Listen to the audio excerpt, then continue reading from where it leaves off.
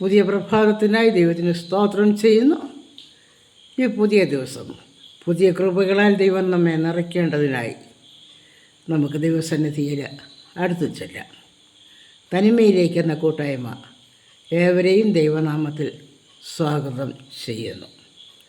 37-ാം സങ്കീർത്തനം 25-ാം വാക്യം. ഞാൻ ബാലനായിരുന്നു, വൃദ്ധനായി തീർന്നു. നീതിമാൻ തുണയില്ലാതിരിക്കുന്നതും അവൻ്റെ സന്തതി ആഹാരം ഇരക്കുന്നതും ഞാൻ കണ്ടിട്ടില്ല. ഇന്ന് നമ്മുടെ തലമുറ അഭിമുഖീകരിക്കുന്ന ഒരു വലിയ പ്രശ്നമാണ് എന്നെ അറിയുവാൻ ആരുമില്ല. എൻ്റെ ഭാരങ്ങളും പ്രയാസങ്ങളും ആർക്കും പറഞ്ഞാൽ മനസ്സിലാകത്തില്ല. എന്നെ സഹായിക്കുവാൻ ആരെക്കൊണ്ടും സാധിക്കുന്നില്ല. അങ്ങനെ ഒരു 100 കൂട്ടം ആവലാതികൾ ഇന്ന് നമ്മുടെ ചുറ്റും ഉള്ള ഇളം തലമുറയിൽ നിന്നും നാം കേൾക്കുന്നുണ്ട്. ഫലമോ അവർ അക്രമങ്ങളിലും കുറ്റകൃത്യങ്ങളിലും ഏർപ്പെട്ട് ജീവിതം നശിപ്പിക്കുന്നതായി നമ്മൾ കാണുന്നുണ്ട്. മാധ്യമങ്ങളിൽ കൂടെ വായിച്ചും കേട്ടുമൊക്കെ നാം ഇതൊക്കെ അറിയുന്നുമുണ്ട്. ജഡിക സുഖങ്ങൾക്ക് വേണ്ടി മനുഷ്യ ജീവിതങ്ങളെ ഇല്ലായ്മ ചെയ്യുവാൻ ഒരു മനസ്സാക്ഷിക്കുത്തുമില്ലാതെ നമ്മുടെ യൗവനക്കാർ എത്രമാത്രം ഉത്സുകരാണെന്ന് നമ്മുടെ തലമുറ ഇന്ന് നമ്മോട് വിളിച്ചു പറയുന്നുണ്ട്. ഇങ്ങനൊരു തലമുറയിൽ അവരെ തിരുത്തുവാനായിട്ട്, ദൈവസന്നിധിയിലേക്ക് കൊണ്ടുവരുവാനായിട്ട് എന്താണ് മാർഗമായിട്ടുള്ളത്? ദൈവത്തെ അറിയുന്ന, ദൈവത്തെ ഭയപ്പെടുന്ന, നീതി ചെയ്യുന്ന ഒരു വ്യക്തിയുടെ ജീവിതത്തെ കാണിച്ചുകൊണ്ട് മാത്രമേ ഇത് സാധിക്കുകയുള്ളൂ. നീതി ചെയ്യുന്ന, നീതിമാനായി ജീവിക്കുന്ന ഒരു വ്യക്തി ഒരിക്കലും തുണ ഇല്ലാതെ ഇരിക്കുന്നില്ല. മനുഷ്യൻ ഏകനായി ജീവിക്കുന്നത് നന്നല്ല എന്ന് സൃഷ്ടിയുടെ ആരംഭത്തിൽ തന്നെ ദൈവം വെളിപ്പെടുത്തി. അതുകൊണ്ട് അവന് തക്കതായ തുണയെ കൊടുത്തു. ആ തുണയായി ലഭിക്കേണ്ട സൗഹൃദങ്ങൾ, ബന്ധങ്ങൾ ഒന്നും ലഭിക്കാതെ അനാഥത്വത്തിൻ്റെ വേദന അനുഭവിക്കുന്ന, നീറ്റിൽ അനുഭവിക്കുന്ന നൂറുകണക്കിന് യുവജനങ്ങൾ, കൗമാരപ്രായക്കാർ ഒക്കെയാണ് ഇന്ന് നമ്മുടെ ചുറ്റും നമുക്ക് കാണുവാനായിട്ട് സാധിക്കുന്നത്. അവർക്ക് നൽകുവാൻ നമുക്ക് നമ്മുടെ കൈവശമുള്ള ഒരു ദൈവവചനമാണ് ഈ വാക്യം. ഞാൻ ഈ വാക്യത്തിൽ പരാമർശിക്കുന്ന ഒരു സത്യം, ഞാൻ ദീർഘകാലം ഈ ലോകത്തിൽ ജീവിച്ചു. ഞാൻ ബാലനായിരുന്നു, വൃദ്ധനായി തീർന്നു. നീണ്ട ആയുസ് ഈ ലോകത്തിൽ ജീവിക്കുവാൻ എനിക്ക് അവസരം ലഭിച്ചു. ഈ കാലയളവിൽ, ഞാൻ ലോകത്തിൽ ജീവിച്ച കാലയളവിൽ പല വ്യക്തികളുടെയും പല കുടുംബങ്ങളുടെയും ജീവിതത്തെ പഠിക്കുവാൻ എനിക്ക് ഇടയായിട്ടുണ്ട്.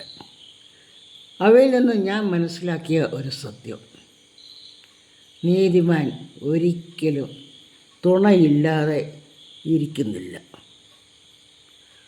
എപ്പോഴും നമ്മുടെ ഭാരങ്ങൾ പങ്കിടുവാൻ, നമ്മുടെ പ്രയാസങ്ങൾ പങ്കിടുവാൻ, നാം സന്തോഷിക്കുമ്പോൾ നമ്മോടുകൂടെ സന്തോഷിക്കുവാൻ, നാം കഠിനമായി അധ്വാനിക്കുമ്പോൾ നമുക്ക് തുണ നിൽക്കുവാൻ ഒക്കെയും നമുക്ക് നമ്മുടെ കൂട്ടാളികളെ ആവശ്യമാണ്.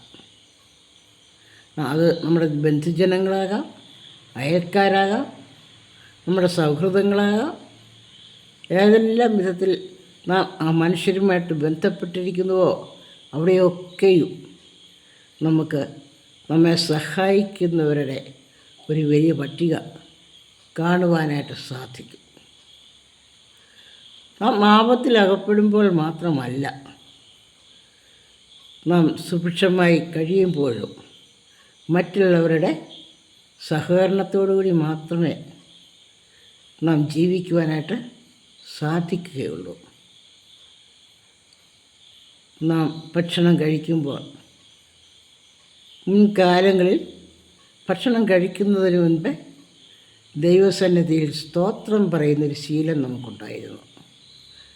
നമ്മുടെ ഭവനങ്ങളിൽ ഭക്ഷണം കഴിക്കുമ്പോഴും നമുക്ക് ആ ശീലം നാം പുലർത്തിപ്പോന്നു. അപ്പോൾ നാം ആരെയൊക്കെ ഓർക്കുമായിരുന്നു?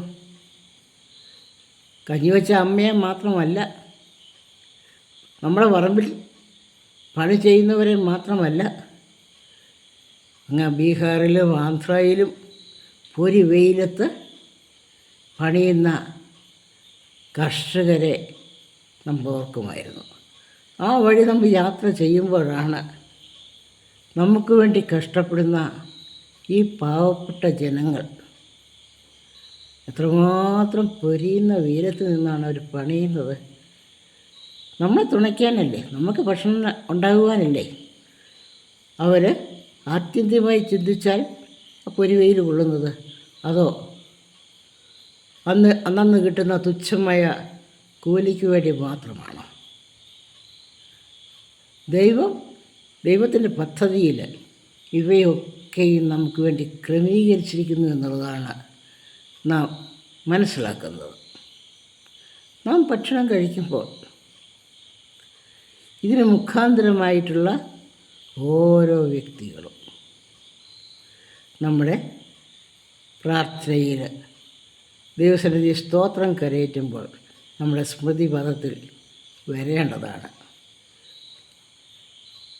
കൃഷിയിടങ്ങളിൽ യന്ത്രവൽക്കരണം ഇപ്പോഴാണല്ലോ ഉണ്ടായത്. അതിനു മുൻപ് മൃഗങ്ങളായിരുന്നു ഉപയോഗിച്ചിരുന്നത്.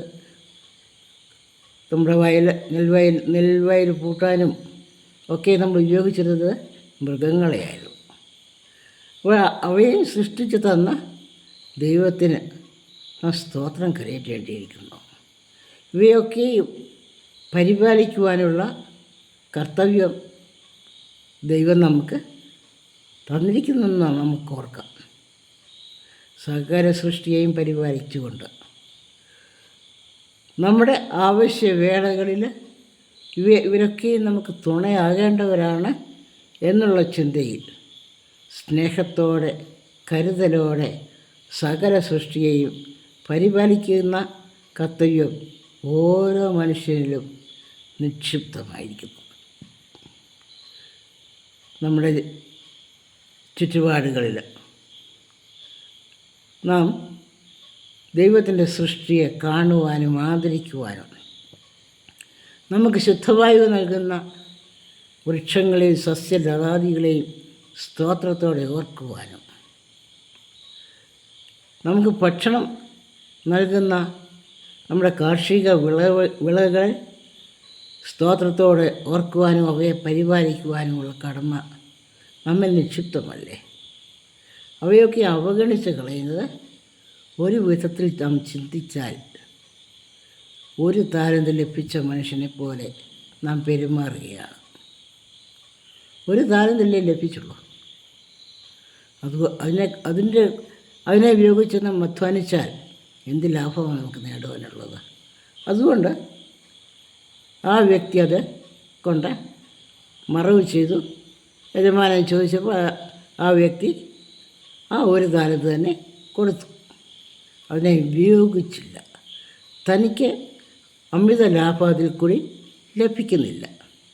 ഇന്ന് നമ്മുടെ കാർഷിക രംഗം നമ്മളൊന്ന് ചിന്തിച്ചാൽ ഈ ഒരു താലന്ത് ലഭിച്ചവനെ പോലെ നാം അവഗണിച്ച് കളയുന്നില്ലേ? നമുക്ക് അണുവിമുക്തമായ ഭക്ഷണ സാധനങ്ങൾ നമുക്ക് നമ്മുടെ ഭവനത്തിൽ തന്നെ ഉണ്ടാക്കുവാനായിട്ട് നമുക്ക് സാധിക്കുമ്പോൾ നാം നമ്മുടെ ദൈവം നമുക്ക് ദാനമായി നൽകിയിരിക്കുന്ന സാഹചര്യങ്ങളെ അവഗണിച്ചുകൊണ്ട് വിഷലിപ്തമായ ഭക്ഷണങ്ങൾ വാങ്ങുന്നതിന് ഒരു മടിയും കാട്ടാത്തവരാണ്. ഫലമോ നമ്മുടെ ആരോഗ്യം ക്ഷയിക്കുന്നു, നമ്മുടെ കൂട്ടായ്മ നഷ്ടപ്പെടുന്നു എന്നുള്ളത്. നീതിമാൻ തുണയില്ലാതിരിക്കുന്നത് ഞാൻ കണ്ടിട്ടില്ല. അതൊരു സത്യമാണ്. ലോകം ഉണ്ടായത് മുതൽ ഇന്ന് വരെയും നീതിമാൻ്റെ കാര്യത്തിൽ എപ്പോഴും സഹായിക്കുവാൻ ആളുകൾ കാണും. ഒന്നും വേണ്ട, സർവ്വലോകവും തനിക്കെതിരായാലും ഈ ലോകത്തിലെ സകല ശക്തിയേക്കാളും വലിയവനായ ദൈവം ഒരു നീതിമാനെ കൂട്ടുണ്ട്. എത്ര അധികാരമുള്ള ആളുകളായാലും ഒരു നീതിമാനെതിരായി പ്രവർത്തിച്ചാൽ അവരുടെ പദ്ധതികളൊക്കെയും കാലക്രമത്തിൽ പാളിപ്പോകുന്നത് നാം കാണുന്നുണ്ട്, നാം അനുഭവിച്ചറിയുന്നുണ്ട്. നീണ്ട കാലയളവ് നാം ജീവിച്ച് നമ്മുടെ സാഹചര്യങ്ങളെ ഒന്ന് വിശകലനം ചെയ്താൽ ഈ സത്യമൊക്കെയും നമുക്ക് മനസ്സിലാകുന്നതാണ്. രണ്ടാമതായിട്ട് പറയുന്നു, അവൻ്റെ സന്തതി ആഹാരം ഇരക്കുന്നത് ഞാൻ കണ്ടിട്ടില്ല. നീതിമാൻ തുണയില്ലാതിരിക്കുകയില്ല. നീതിമാൻ്റെ സന്തതി ഒരിക്കലും ആഹാരം ഇരക്കേണ്ടി വരുന്നില്ല. പട്ടിണി കിടന്നിക്കേണ്ടി വന്നാലും സ്തോത്രത്തോടെ അതിനെ നേരിടുവാനുള്ള ഉൾക്കരുത്ത് ആ നീതിമാന് ലഭിക്കുന്നു. പൗലോസ് അപ്പോസ്തലൻ ഒരു ഉന്മാദനെ പോലെയല്ലേ ചോദിക്കുന്നത്, ക്രിസ്തുവിൻ്റെ സ്നേഹത്തിൽ നിന്നും നമ്മെ വേർപിരിക്കുന്നത് ആർ? കഷ്ടതയോ, പട്ടിണിയോ, ഉപദ്രവമോ, ആപത്തോ എന്ന് പറഞ്ഞൊരു കുറേ നീണ്ട ലിസ്റ്റ് പറയുന്നുണ്ട്. കഷ്ടതയും പട്ടിണിയും ഉപദ്രവവും ആപത്തും വാളും ഒന്നും ക്രിസ്തുവിൻ്റെ സ്നേഹത്തിൽ നിന്നും നമ്മെ വേർപിരിക്കുവാൻ പര്യാപ്തമല്ല. കാരണം ക്രിസ്തു ഇതിൽ നിന്നൊക്കെയും ഉന്നതനായ ദൈവം നമ്മോട് കൂടെ ഉള്ളപ്പോൾ,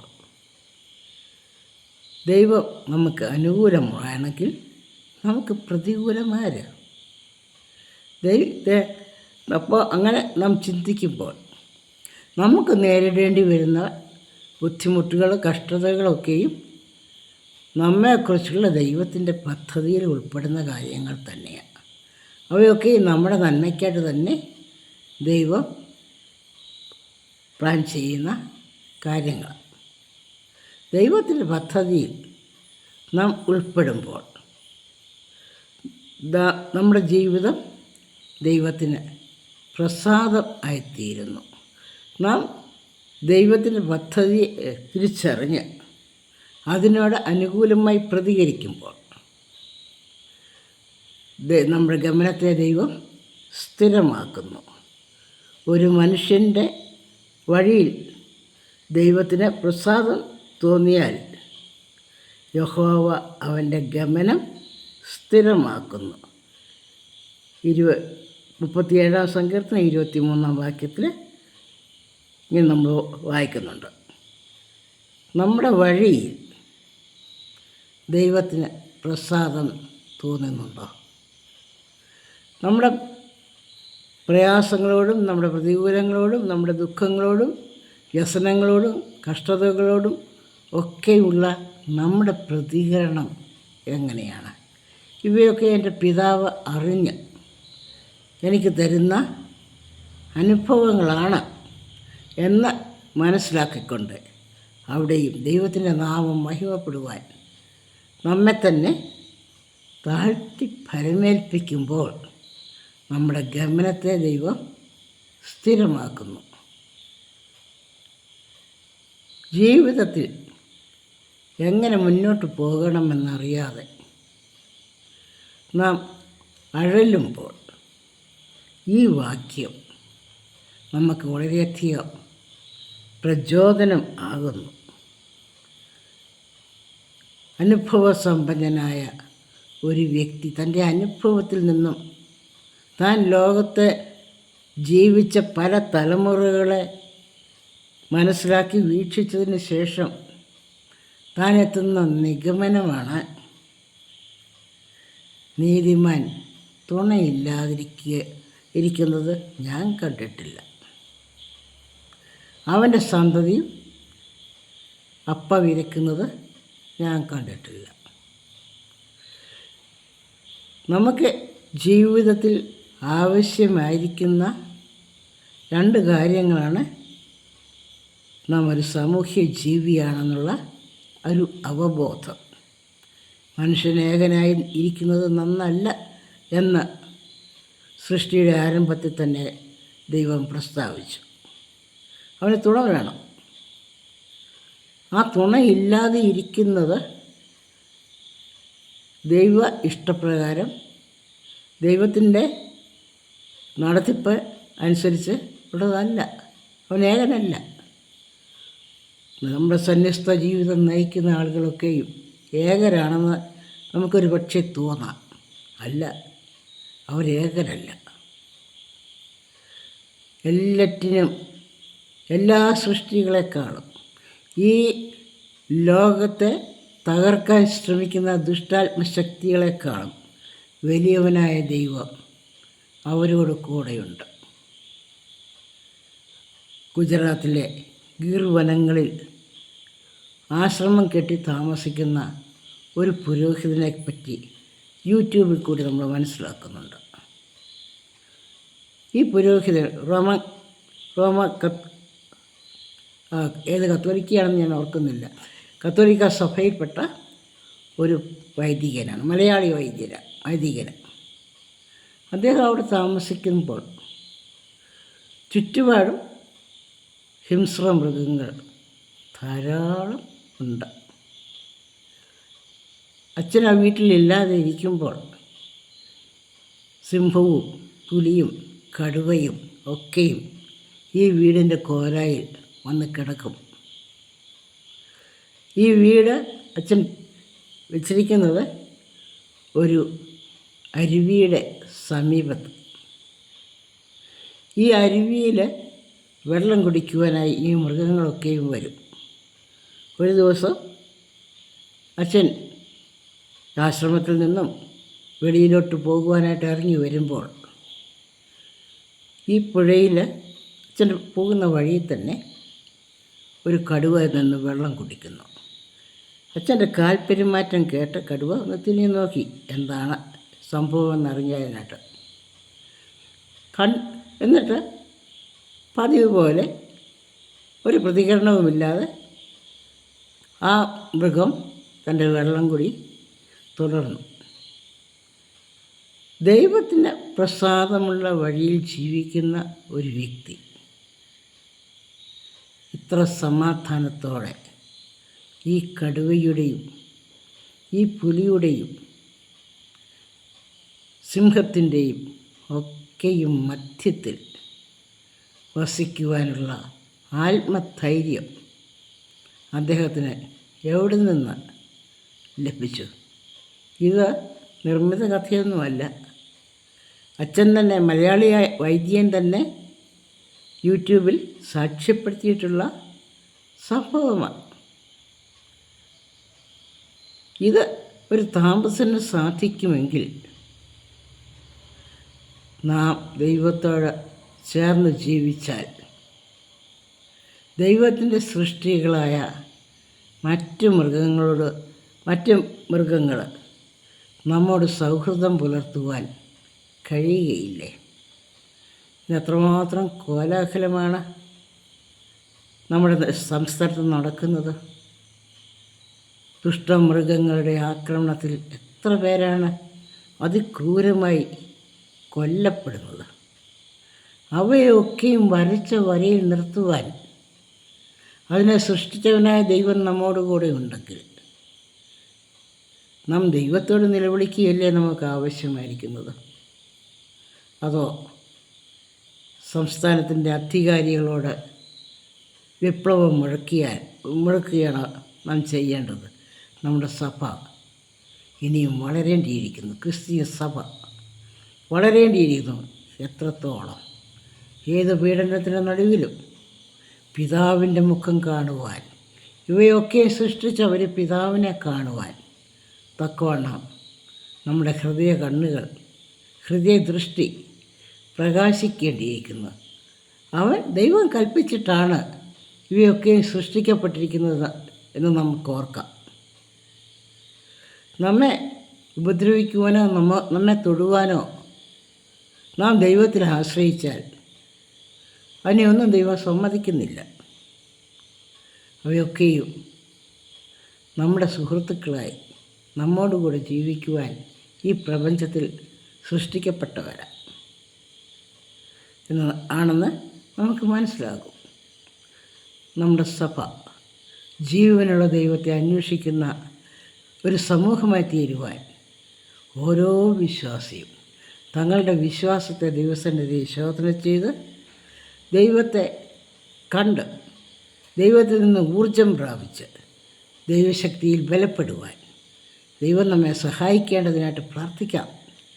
നാം നമ്മുടെ ചുറ്റുപാടുമുള്ള മൃഗങ്ങളോട് മാത്രമല്ല, ഇഴജന്തുക്കൾ, മറ്റ് വിഷജീവികൾ എല്ലാറ്റിലും ഉപരിയായി നാം ശ്രദ്ധിക്കേണ്ടത് നമ്മുടെ സഹോദരവർഗവുമായുള്ള നമ്മുടെ ബന്ധം.